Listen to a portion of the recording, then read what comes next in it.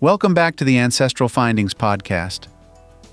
When we think about Revolutionary War ancestors, we usually picture them in uniform, standing guard at a winter camp, marching along a dusty road, or writing letters home with inky quills and weary hands. We honor their service.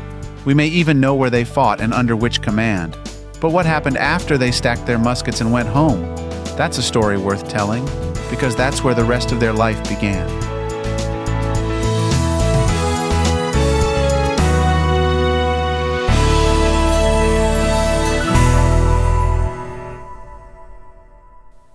For some soldiers, the war ended with a return to normalcy, home to the family farm, the wife, the children, the familiar routines. But for many, there was no such smooth landing. Homes had been destroyed or sold. Land had gone untended. Loved ones had passed away. Years lost to war couldn't easily be reclaimed. And for some, the war had left permanent injuries, visible and invisible, that made ordinary work nearly impossible. In fact, some veterans didn't even make it back right away. They lingered in camps, waiting for pay that never came, or traveled hundreds of miles west in search of land that had been promised but not yet parceled out. For many veterans, land was the government's version of a thank you note. Bounty land warrants were offered to encourage enlistment and reward service. If your ancestor qualified, you might find records of a land grant application tucked away in archives or on microfilm reels digitized online.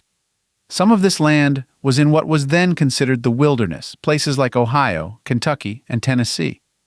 Veterans moved their families out there, becoming early settlers and carving homes into dense forests and rocky hillsides.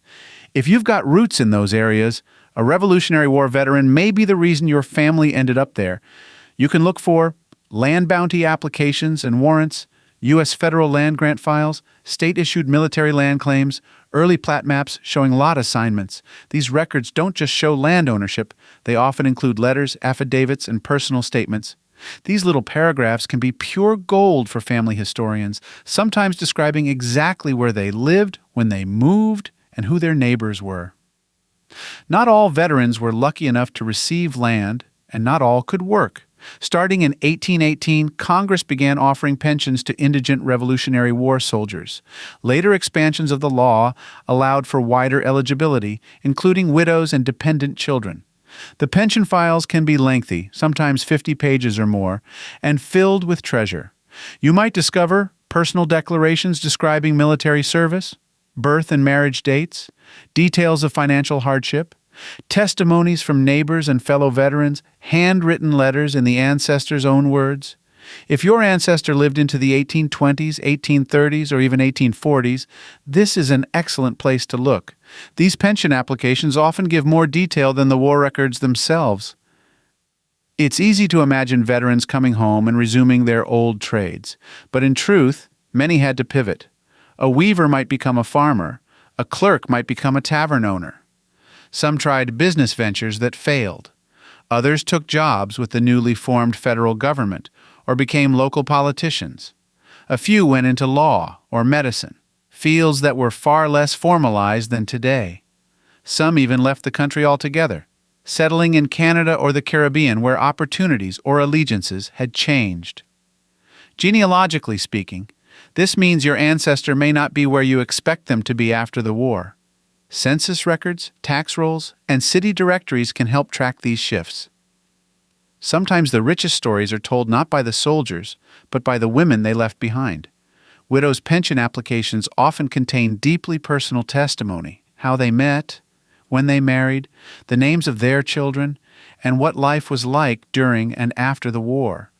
If a Revolutionary War veteran died before 1836, and his widow lived long enough to apply for benefits under the 1836 or 1838 Pension Acts, her application could include a marriage certificate, family Bible pages, sworn statements from neighbors or clergy, descriptions of hardship, housing, and illness. These records are incredibly moving and offer details that are often missing from official government files. If you're ready to look into your ancestors' post-war years, here are some places to start. Fold 3. Excellent source for military pensions and bounty land warrants. National Archives holds federal land and pension records. Library of Virginia or state archives. Many bounty lands and pensions were issued at the state level. Family Search, Digitized Land and Court Records, Daughters of the American Revolution, Genealogical Research System, helpful for checking lineage from veterans who had descendants join the Daughters of the American Revolution. The Revolutionary War shaped the beginnings of a nation, but it also disrupted thousands of individual lives. When the war ended, the process of healing and rebuilding began, and that's often the part we skip when telling their stories. Digging into those post-war years helps complete the picture. It shows us who these men became once the uniforms came off. It lets us see their struggles, their reinvention, and the lives they tried to build. Not just for themselves, but for the generations that followed.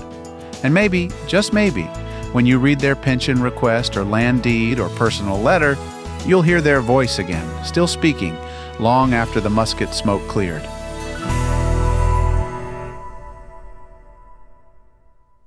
If you've got a hard-to-find ancestor you're stuck on, I'd love to hear about it. Just head over to ancestralfindings.com and click on Contact to send me a message.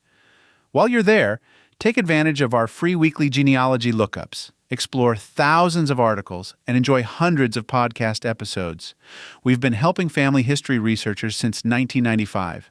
And if you're looking for even more, check out our Genealogy Gold Q&A series over on Patreon. Thanks for listening, and as always, happy searching.